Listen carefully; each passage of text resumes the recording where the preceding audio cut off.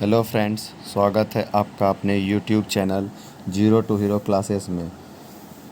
Bihar fireman, Bihar police, BPSC, Bihar दरोगा, railway SSC एवं अन्य प्रतियोगिता परीक्षा के लिए जीके के कुछ महत्वपूर्ण प्रश्न आज आपके लिए लाया हूं। तो चलिए शुरू करते हैं। तो पहला प्रश्न ये है कि भारत में अभियुक्त को दी गई फांसी की सज़ा को निरस्त करने का अधिकार किसके पास, यानी कि क्षमा कौन कर सकता है फांसी की सज़ा को। तो इसका ऑप्शन दिया गया है उच्चतम न्यायालय के मुख्य न्यायाधीश नंबर ए में, ऑप्शन नंबर बी प्रधानमंत्री, ऑप्शन नंबर सी राष्ट्रपति और ऑप्शन नंबर डी मानवाधिकार आयोग। तो इसका राइट आंसर हो जाएगा ऑप्शन सी राष्ट्रपति। अगला प्रश्न है किन कारणों के आधार पर भारत में व्यक्ति मताधिकार का प्रयोग नहीं कर सकता है। तो इसमें 4 शब्द दिए गए हैं, जैसे कि पहला है मानसिक रूप से विकृत, दूसरा है गरीबी रेखा से नीचे, तीसरा है अवयस्क और चौथा है विकलांग। लेकिन इसका आंसर देना है उपरोक्त विकल्पों में से कौन सा सही है। हो सकता है ये 1 भी सही हो, 2 भी सही हो, 3 भी सही हो या 4 भी सही हो या कोई 2 सही हो। तो यहाँ आपको दिया गया है ऑप्शन ए 1 एवं 3, ऑप्शन बी 1 एवं 2, ऑप्शन सी 3 एवं 4, ऑप्शन डी 2 एवं 3। तो इसका राइट आंसर है ऑप्शन नंबर ए, यानी कि 1 और 3, मानसिक रूप से विकृत और अवयस्क। अगला प्रश्न है गुटनिरपेक्ष आंदोलन की स्थापना से कौन नहीं जुड़ा था। ऑप्शन है option A Jawaharlal Nehru, option B Benazir Bhutto, option C Marshal Tito और ऑप्शन डी कर्नल नासिर। तो इसका राइट आंसर होगा बेनजीर भुट्टो। अगला प्रश्न है भारत की स्वतंत्रता के बाद निम्न में से कौन भारतीय गवर्नर जनरल बना था। Option A doctor Rajendra Prasad, option B Chakravarti Rajagopalachari, option C Purushottam Das Tandon, option D Govind Ballabh Pant. तो इसका राइट आंसर हो जाएगा ऑप्शन बी चक्रवर्ती राजगोपालाचारी। अगला प्रश्न है संयुक्त राष्ट्र के सुरक्षा परिषद के बारे में क्या सही नहीं है।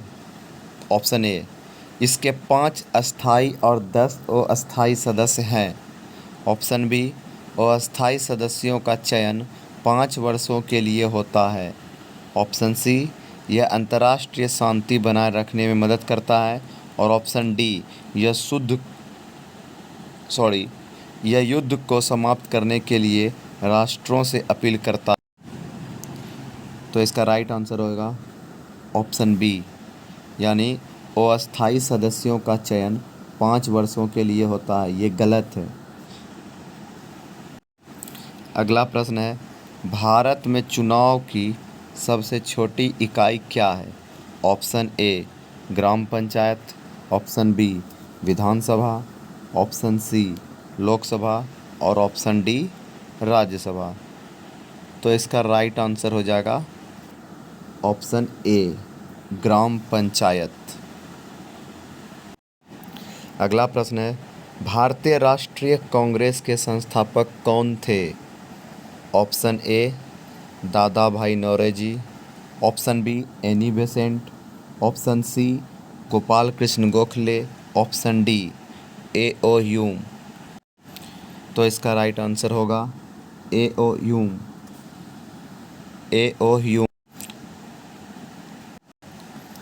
अगला प्रश्न है वर्ष 2011 की जनगणना के अनुसार महिलाओं में साक्षरता प्रतिशत लगभग कितना है।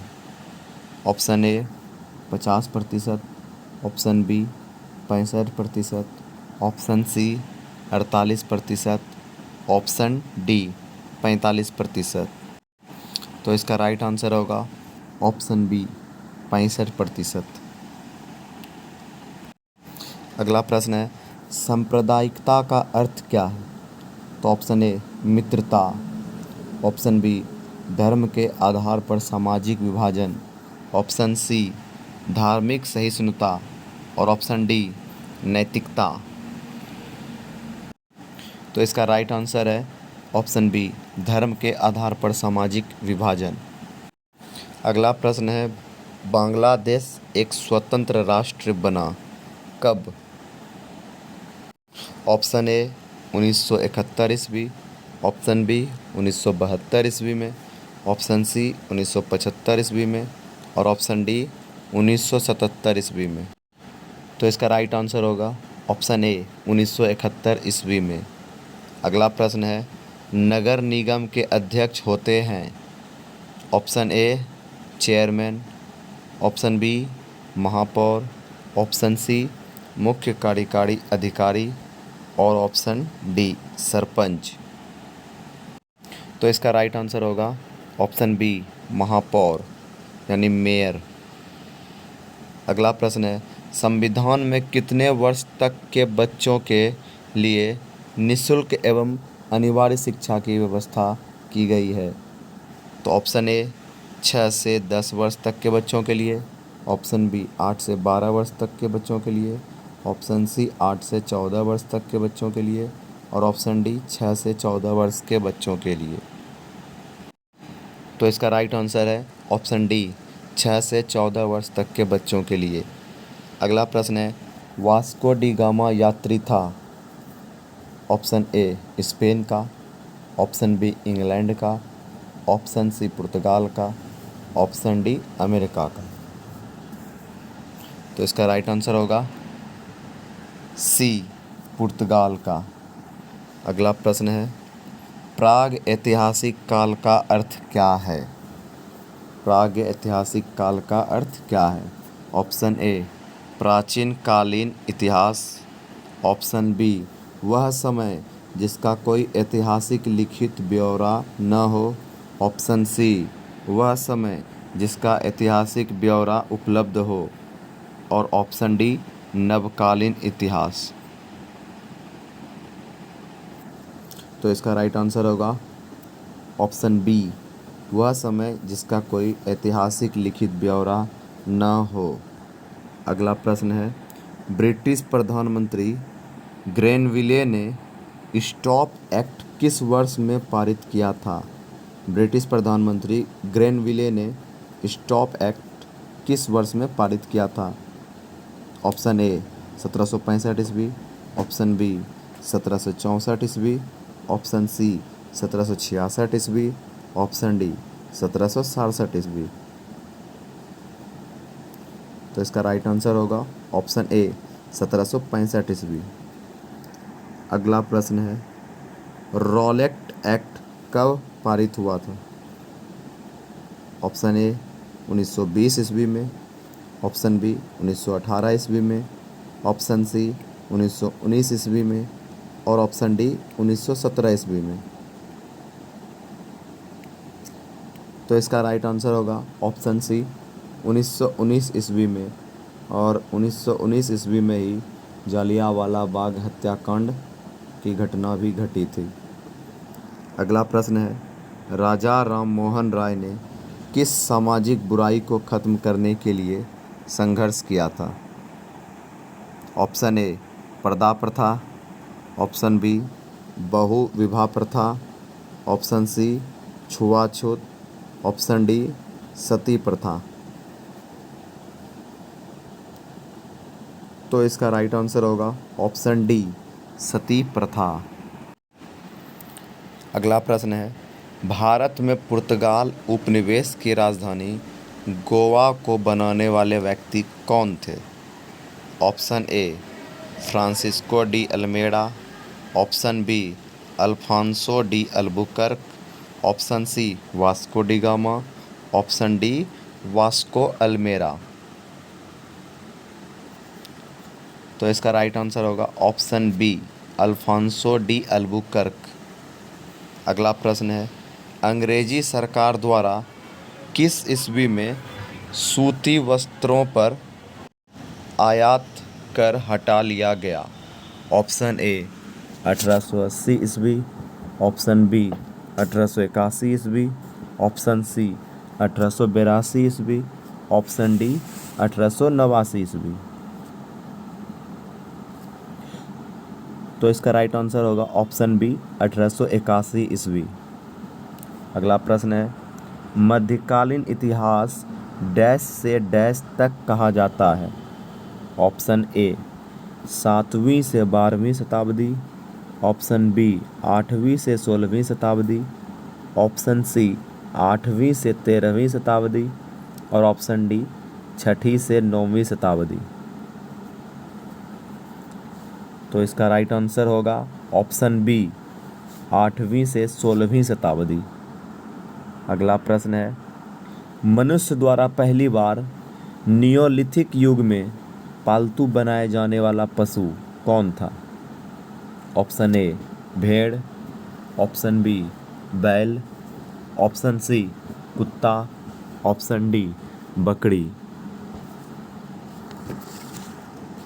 तो इसका राइट आंसर होगा ऑप्शन सी कुत्ता। अगला प्रश्न है, मुगल काल का पतन शुरू हुआ कब। ऑप्शन ए मध्यकालीन समय से, ऑप्शन बी प्राचीन काल से, ऑप्शन सी आधुनिक काल से और ऑप्शन डी प्रागैतिहासिक काल से। तो इसका राइट आंसर होगा ऑप्शन सी आधुनिक काल से। अगला प्रश्न है, नियोलिथिक का अर्थ क्या है। नियोलिथिक का अर्थ क्या है। ऑप्शन ए पूरा पाषाण काल, ऑप्शन बी मध्य पाषाण काल, ऑप्शन सी नव पाषाण काल और ऑप्शन डी वृद्धा अवस्था। तो इसका राइट आंसर होगा ऑप्शन सी नव पाषाण काल। अगला प्रश्न है, मगध राज्य की प्राचीनतम राजधानी क्या थी। मगध राज्य की प्राचीनतम राजधानी क्या थी।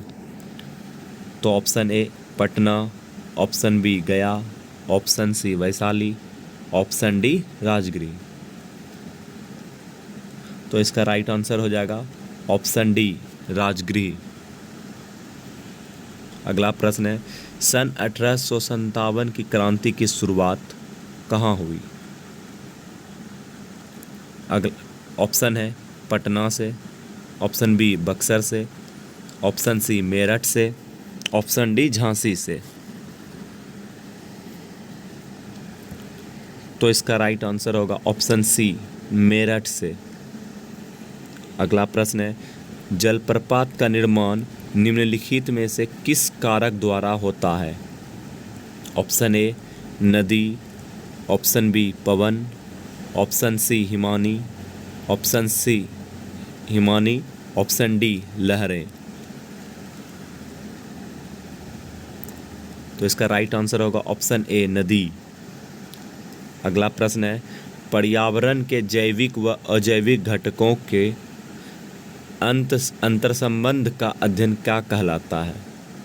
ऑप्शन ए पारिस्थितिकी, ऑप्शन बी पर्यावरण विज्ञान, ऑप्शन सी भूगर्भ विज्ञान, ऑप्शन डी भूगोल। तो इसका राइट आंसर होगा पारिस्थितिकी। अगला प्रश्न है, निम्नलिखित में से कौन सा प्राकृतिक पर्यावरण का घटक नहीं है।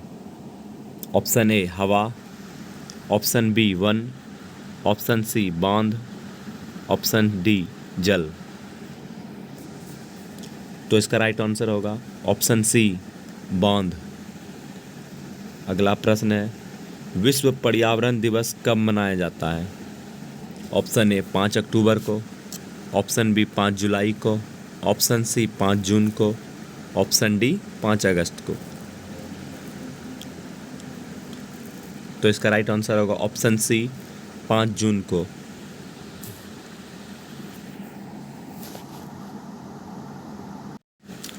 अगला प्रश्न है, जैविक संसाधन का एक उदाहरण है। ऑप्शन ए प्राकृतिक गैस, ऑप्शन बी पानी, ऑप्शन सी वन, ऑप्शन डी सौर ऊर्जा। तो इसका राइट आंसर होगा ऑप्शन सी वन। अगला प्रश्न है, भारत के पश्चिमी तट पर स्थित राज्य जिसकी तटरेखा सबसे लंबी है वह कौन है? Option A Karnataka, option B Kerala, option C Maharashtra और ऑप्शन डी गुजरात। तो इसका राइट आंसर हो जाएगा ऑप्शन डी गुजरात। अगला प्रश्न है, निम्नलिखित में से कौन सा पुनर्नवीकृत संसाधन नहीं है? ऑप्शन ए सौर ऊर्जा, ऑप्शन बी लौ अयस्क, ऑप्शन सी वन्य प्राणी और option D one.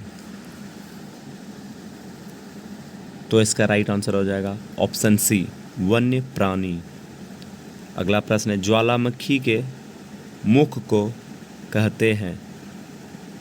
Option A केंद्र, ऑप्शन बी शंकु, ऑप्शन सी ज्वालामुखी पर्वत, ऑप्शन डी क्रेटर। तो इसका राइट आंसर हो जाएगा ऑप्शन डी क्रेटर। अगला प्रश्न है, बिंदु जहां भूकंप की उत्पत्ति होती है क्या कहलाता है? ऑप्शन ए अधिकेंद्र, ऑप्शन बी भूकंप केंद्र, ऑप्शन सी भ्रंश रेखा, ऑप्शन डी वलन अक्ष। तो इसका राइट आंसर हो जाएगा ऑप्शन बी भूकंप केंद्र। अगला प्रश्न है, निम्नलिखित में से कौन नदी की निक्षेपण क्रिया द्वारा बनता है? Option A moraine, option B loess, option C delta, option D भृगु। तो इसका राइट आंसर हो जाएगा सी डेल्टा। भूकंप से संबंधित अध्ययन कहलाता है? ऑप्शन ए भूगर्भ विज्ञान, option B seismograph, option C seismology, option D tsunami. तो इसका राइट आंसर हो जाएगा सी सिस्मोलॉजी। अगला प्रश्न है, जानवर जो पड़ियार राष्ट्रीय उद्यान के मुख्यतः संरक्षण में है वह है? ऑप्शन ए गैंडा, ऑप्शन बी हाथी, ऑप्शन सी शेर, ऑप्शन डी चीता। तो इसका राइट आंसर हो जाएगा ऑप्शन बी हाथी। शहर जो भारत का कॉटन पॉलिश के नाम से जाना जाता है वह कौन है? कॉटन पॉलिश के नाम से जाना जाने वाला शहर कौन है? Option A Delhi, option B Kolkata, option C Mumbai, option D Chennai. तो इसका राइट आंसर हो जाएगा ऑप्शन सी मुंबई। अगला प्रश्न है, अंतरिक्ष में जाने वाली पहली भारतीय महिला कौन थी? Option A Kalpana Chawla, option B Indira Nooyi, option C Margaret Alva, option D Sunita Williams. तो इसका राइट आंसर हो जाएगा ऑप्शन ए कल्पना चावला। अगला प्रश्न है, भारतीय खिलाड़ी जिसे हाल ही, ये प्रीवियस ईयर का क्वेश्चन नहीं है बल्कि ये तो बैक ईयर का पूछा गया करेंट अफेयर्स जैसा प्रश्न है, इसको छोड़ दिया जाता है। अगला प्रश्न है, विश्व व्यापार संगठन का मुख्यालय डैश में स्थित है? तो option A Geneva, option B Paris, option C Washington, option D New York. तो इसका राइट आंसर होगा ऑप्शन ए जेनेवा। तो आज का वीडियो यहीं तक रहेगा। तो दोस्तों, अगर अभी तक आप हमारे चैनल को सब्सक्राइब नहीं किए हैं तो प्लीज़ हमारे चैनल को सब्सक्राइब करें और बेल आइकन को ज़रूर प्रेस करें ताकि लेटेस्ट अपडेट आपको मिलते रहे।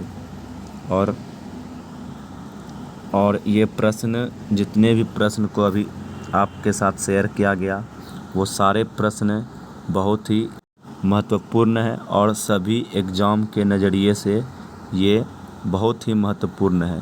धन्यवाद।